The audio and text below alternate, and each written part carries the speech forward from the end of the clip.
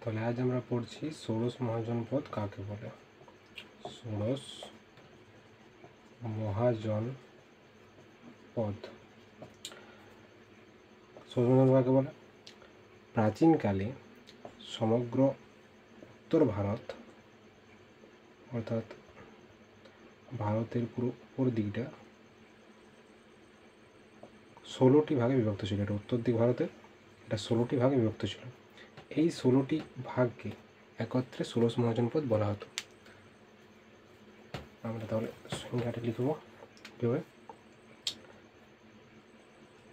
প্রাচীনকালে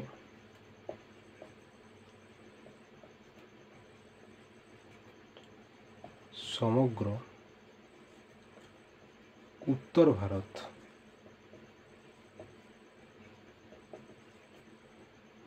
ষোলোটি অঞ্চলে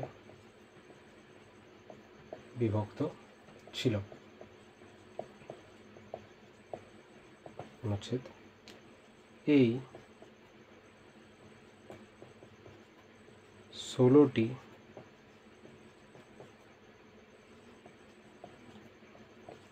অঞ্চলকে ষোড়শ মহাজনপদ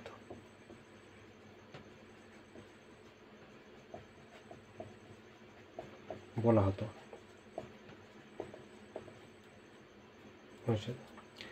যেমন মগধ, ব্রিজি, যদি উচ্চারণটা বিজ্জি, মল্ল। এছাড়া কাশী, কৌশল প্রভৃতি। আমাদের পড়ার সুবিধার্থে মগধ, ব্রিজি এবং মল্ল এই তিনটি খুবই গুরুত্বপূর্ণ। মগধ ছিল খুব শক্তিশালী এবং ব্রিজি ও মল্ল এই দুটি ছিল গণতান্ত্রিক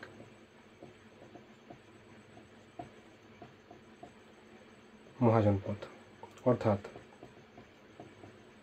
গণতান্ত্রিক বলতে বোঝায় যে সমস্ত মহাজনপদ পুরোপুরিভাবে সেখানকার প্রজাদের দ্বারা নিয়ন্ত্রিত হতো, সেখানে কোনো প্রকার রাজা বা রাজকীয় কোনো পরিবার সেখানে শাসন করতে পারতো না। এই গণতান্ত্রিক বলতে বোঝায় প্রজা দ্বারা নিয়ন্ত্রিত, প্রজা বা নাগরিক দ্বারা নিয়ন্ত্রিত।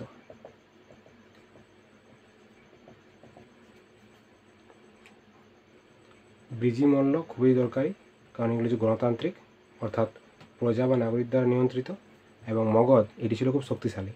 বর্তমানে আমরা মগধের সম্পর্কে পড়ব।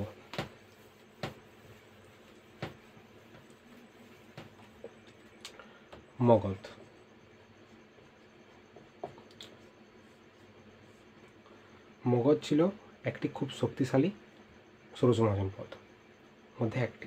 কারণ মগধে ফার্স্ট কারণ হচ্ছে মগধে খুব উচ্চমানের লোহার খনি ছিল। দ্বিতীয়ত মগধের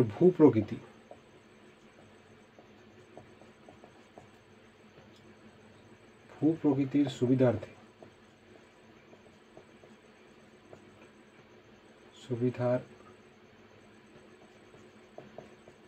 জন্য এটি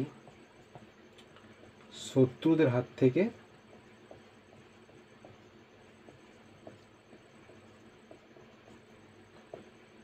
রক্ষিত ছিল।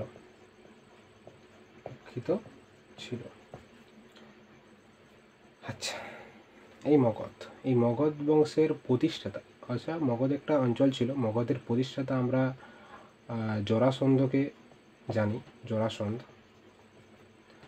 হচ্ছে মহাভারতের ভারতের জরাসন্ধ, যাকে ভীম মাঝ বরাবর পুরো কেটে দিয়েছিলেন, সেই জরাসন্ধ। এই মগধে অনেকগুলি বংশ পাচ্ছি আমরা। ফার্স্ট বংশ হচ্ছে হর্যঙ্ক বংশ। হর্যঙ্ক বংশ। আমরা এরপরে অনেক বংশ, হর্যঙ্ক বংশ, শিশুনাগ বংশ, তারপর পাচ্ছি নন্দ বংশ, মৌর্য বংশ। আমরা বর্তমানে শুরু করছি হর্যঙ্ক বংশ দিয়ে। হর্যঙ্ক বংশের প্রতিষ্ঠাতা ছিলেন বিম্বিসার। বিম্বিসার এটা পরীক্ষার মধ্যে খুবই প্রয়োজন, কারণ বিম্বিসার একজন পাচ্ছি আমরা মৌর্য আমলে পাবো। মৌর্য অর্থাৎ এর 3টে বংশ পর হর্যঙ্ক বংশ, শিশুনাথ বংশ, তারপরে পাবো নন্দ বংশ, তারপরে মৌর্য বংশ। এই মৌর্য বংশের দ্বিতীয় রাজা ছিলেন বিন্দুসার। বিন্দুসার এই বিন্দুসার আর বিম্বিসারে অনেকে ভুলভাল করে ফেলে। বিম্বিসার হচ্ছে হর্যঙ্ক বংশের প্রতিষ্ঠাতা এবং বিন্দুসার হচ্ছে মৌর্য বংশের সেকেন্ড রুলার বা রাজা। আমরা এটা পরে পড়ব। বিম্বিসার হর্যঙ্ক বংশের প্রথম শাসক ছিলেন বিম্বিসার। এই বিম্বিসারকে বলা হয় তিনি ছিলেন গৌতম বুদ্ধের সমসাময়িক। গৌতম বুদ্ধের সমসাময়িক শাসক এটা বলা হয়। আচ্ছা, বিম্বিসার এই বিম্বিসারের সময়কালীন একজন আমরা নর্তকীর কথা পাচ্ছি।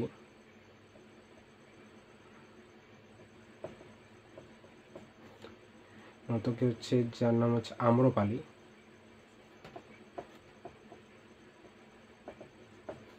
আম্রপালিকে আমরা আরেকটা নামে চিনি বৈশালী। বৈশালী তৎকালীন সময়ে একটি রাজধানী ছিলেন। এই বৈশালীর নগর বধূ বলা হতো। নগর বধূ। তাহলে আমরা পাচ্ছি হর্যঙ্ক বংশের প্রতিষ্ঠাতা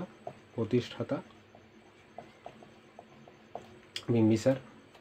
বিম্বিসারের সাময়িক আমরা পাচ্ছি গৌতম বুদ্ধকে, যিনি বৌদ্ধ ধর্মের প্রচারক বা প্রতিষ্ঠাতা ছিলেন, এবং সেই সময়কার নর্তকীর নাম ছিল আম্রপালি। আম্রপালিটা একটু গুরুত্বপূর্ণ, কারণ আম্রপালি সে সময় একজন প্রস্টিটিউটে কাজ করতেন এবং আম্রপালি খুব সুন্দরী ছিলেন, তাই আম্রপালি গৌতম বুদ্ধকে মুগ্ধ করার চেষ্টা করেছিলেন। এই জন্য হর্যঙ্ক বংশের এই কিছুটাই গুরুত্বপূর্ণ। হর্যঙ্ক বংশের আমরা বিম্বিসারের পর তার ছেলে পাচ্ছি অজাতশত্রু। এই অজাতশত্রুও ছিলেন গৌতম বুদ্ধের সমসাময়িক, অর্থাৎ বিম্বিসার যখন রাজত্বে ছিলেন, বিম্বিসারের ছেলে ছিল অজাতশত্রু। এই দুজনেই ছিলেন গৌতম বুদ্ধের সমসাময়িক। অজাতশত্রু তার পিতাকে হত্যা করে সিংহাসনে বসেছিলেন, আমরা এটা জানি। অজাতশত্রু তার পিতাকে হত্যা করেছিলেন বলে অজাতশত্রুকে বলা হতো পিতৃহত্যাকারী বা পিতৃহন্তকারী।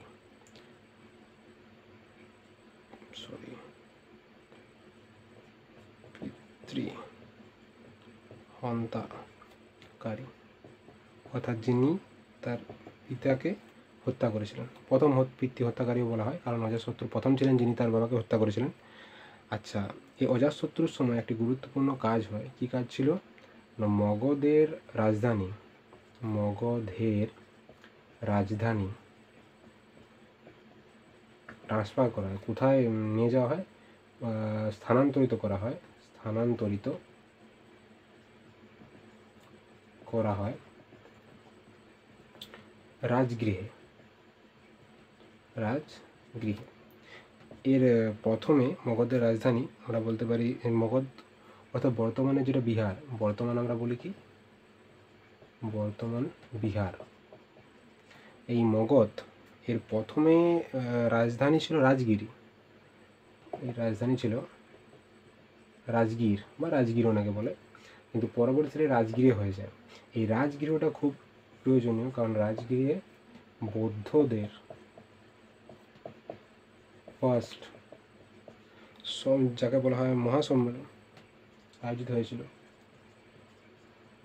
মহাসম্মেলন আয়োজিত হয়েছিল। আচ্ছা, অজাতশত্রুর সময় এই রাজগৃহে প্রথম আমাদের বৌদ্ধ সম্মেলন পাচ্ছি আমরা। এই অজাতশত্রুর শাসনকালেই 482, অনেকে বলে 82, মতান্তরে 483 এই খ্রিস্টপূর্বাব্দে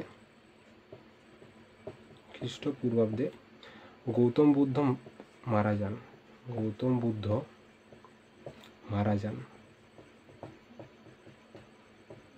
এই এক দুটি ইম্পর্টেন্ট, অর্থাৎ যেমন এখানে বিম্বিসার আমরা পাচ্ছি গৌতম বুদ্ধের সমসাময়িক ছিলেন, অর্থাৎ শত্রু ছিলেন। বিম্বিসারের সময় একজন খুব সুন্দরী মহিলা বা নর্তকী ছিলেন যার নাম আম্রপালি বা বৈশালী নগরবধূ কাকে বলে, আম্রপালিকে বলা হয়, এর প্রশ্ন। অজাতশত্রুকে পিতৃহন্তাকারী বলা হয় বা ফার্স্ট পিতৃহন্তাকারীও বলা হয়, কারণ তিনি প্রথম যিনি তার পিতাকে হত্যা করেছিলেন বা কোনো পিতাকে হত্যা করেছিলেন সিংহাসনের জন্য। মগধের রাজধানী স্থানান্তরিত করা হয়েছে রাজগিরে তৎকালীন সময় প্রথম বৌদ্ধদের ফার্স্ট মহাসম্মেলন হচ্ছিল। অজাতশত্রু 482-483 এর সময়কালে খ্রিস্টপূর্বাব্দে গৌতম বুদ্ধ মারা যান। আচ্ছা, এই বংশের লাস্ট রুলার যিনি, ফার্স্ট ছিলেন বিম্বিসার এবং লাস্ট রুলার হচ্ছে আমাদের উদয়ভদ্র। উদয়ভদ্র তার কাজকর্মে অতটা গুরুত্বপূর্ণ কিছু ছিল না, বরঞ্চ আমরা এখানে লাস্ট রুলার পাচ্ছি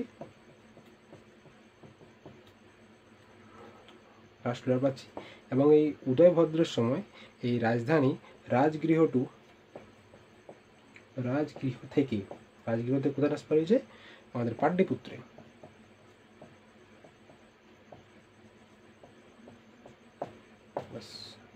আজকে মগধের আমরা হর্যঙ্ক বংশ পড়লাম, পরবর্তী সময়ে আমরা হর্যঙ্ক বংশের পরে সেতুরাগ বংশ, নন্দ বংশ, মৌর্য বংশ ইত্যাদি পড়ব।